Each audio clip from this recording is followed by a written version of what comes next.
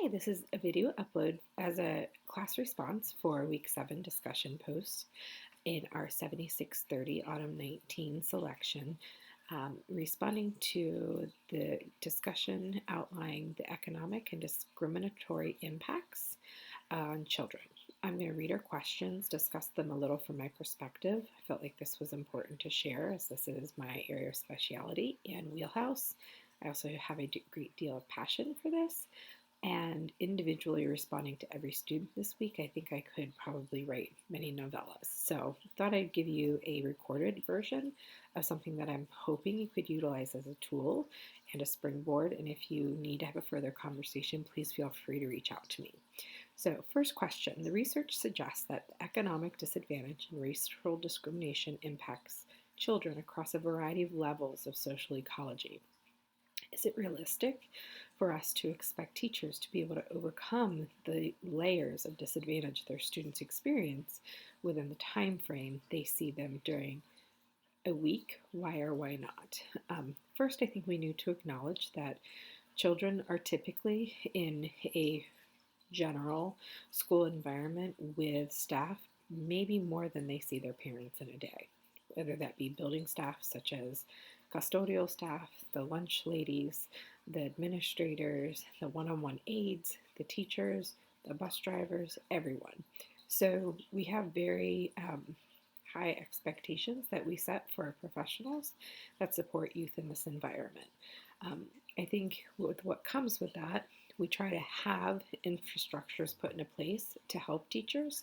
However, it's a lived experience, and I think we have to consider something from a teacher's perspective. And this is where I want to speak from my experience. I recently did a professional development this week in a high school setting, talked about teen dating safety. This is a priority. Safety in relationships is a huge issue. However, I also know in the same week my teachers are having to do overarching evaluation of their student learning objectives. They also have to meet state standards. They have a large amount of other considerations that they have weighing on them as they walk into classrooms. It is not that they are blind to seeing the experience of the children that are in front of them. I think that that is a surmountable task. So I think there was someone who answered this week that kind of weighed, do I think that this is true? Yes. Some creatively answered, no, maybe not their responsibility. However, I think if we think of it from a very humanistic approach, that we can't pretend like these disadvantages don't exist. Many teachers are very aware of that and take care of things and pay for things out of their own pocket to help students. I was talking to a teacher today after school who's packing lunches for kids because their parents have not, as high schoolers, parents do not have the resources and assets in the home, but teenagers are also too embarrassed to have their free and reduced lunch forms filled out. People bend over backwards to help kids. And I think it's not an easily discussed question one way or another.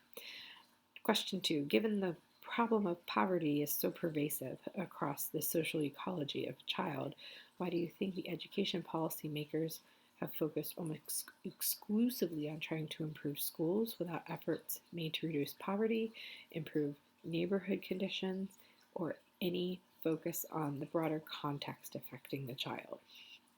I think one thing that to consider with schools, and this is going to be from a very limited lens.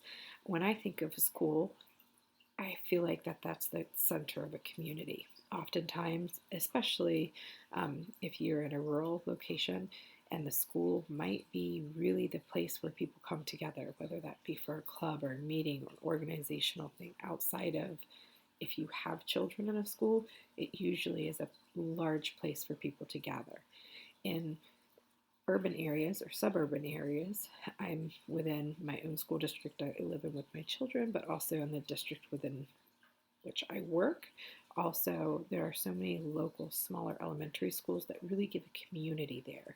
So I think if we acknowledge community conditions in neighborhoods and that being the center of schools, that's something where we might have it right with policymaking.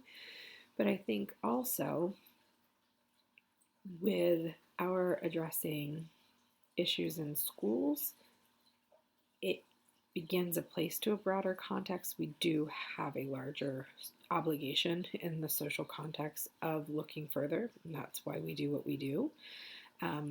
But I think to think that our focusing on schools, sometimes the right focus isn't what's been brought to the table, because oftentimes we have legislators and lawmakers that do not know the lived experience of a person who might have experienced a impoverished or unique situation of challenge.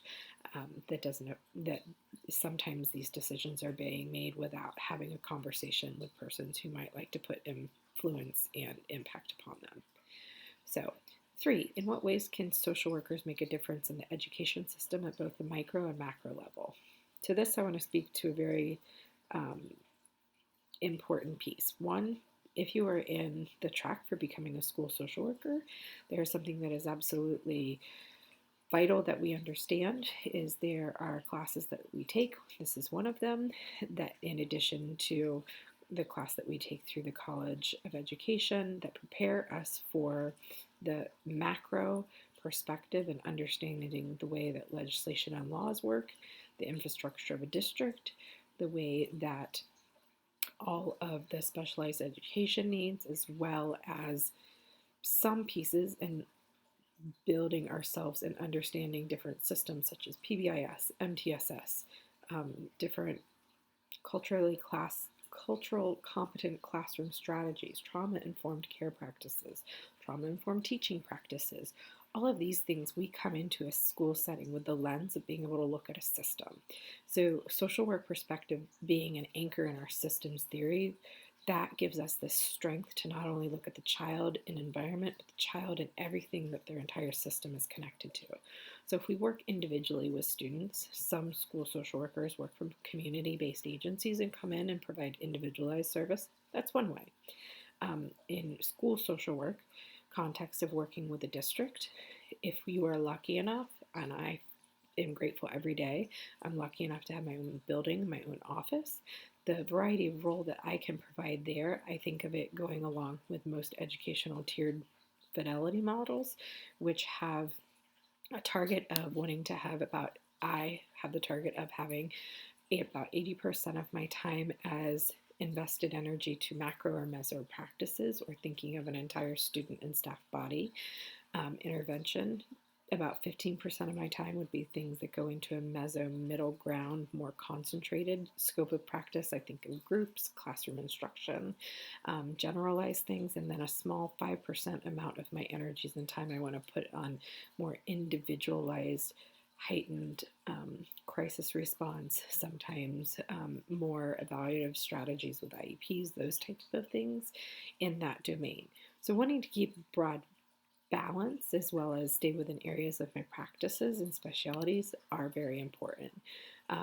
It's important to understand these things and knowing what we can do. We have a seat at the table and working to help advocate that social emotional learning practices are put into place. In Ohio, we've just added competencies that teachers and schools must embed and provide social emotional learning strategies for 6th through 12th graders. That's something that I want a seat at the table at a macro perspective in my building, and like to also speak to that in my district. Not all teachers understand how that weaves into their lesson planning if they're talking about economics. As a social worker who teaches economics, considering the way that the trauma can impact the life of a child and the way that economic structure looks at times in family systems gives us a place to better understand things. It might be a very broad comparison, an example. However, it is a way, an example to shine how we think differently and spatially can bring things together in a different way. These are just some general thoughts and ideas. School social work has many different modalities and are different things that we can do and advocate for. One thing I would consider and ask is that if you are in a district and you are being asked to do things that might be outside of your scope and role of practice, please reach out to those of us who are in the field. It breaks my heart at times to see social workers be put into districts and locations, and I'm assuming best intent is not all administrators understand the scope of what school social work practice is and everything that is in our wheelhouse of things that we can do without question and is in our skill set. So it's our job to also provide that education and advocacy. So when I see school social workers being put as the person that's only in charge of behavioral interventions or only in charge of truancy issues or only in charge of some very specialized thing, that's not only difficult for us, but it also is not giving a district and all the students the variety of skills that you have to offer. So thank you for taking the time to watch this. And again, if anyone has any questions or would like to have further conversations, I'm always happy to be a part of that process. Thank you for your time.